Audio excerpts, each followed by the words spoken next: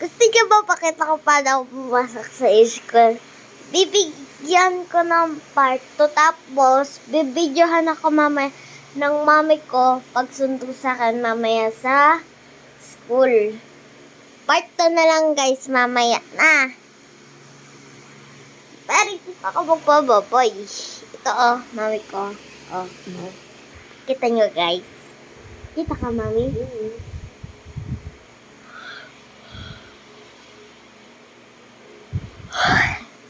So, nandito pa nga pa.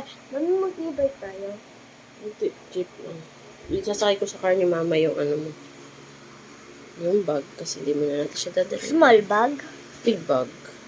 Kasi di pa natin siya dadalhin. Dahil ikaw ay Mami, gagawa kami sa school. dami kang gagawin niya sa school. Magsusulat. Madami.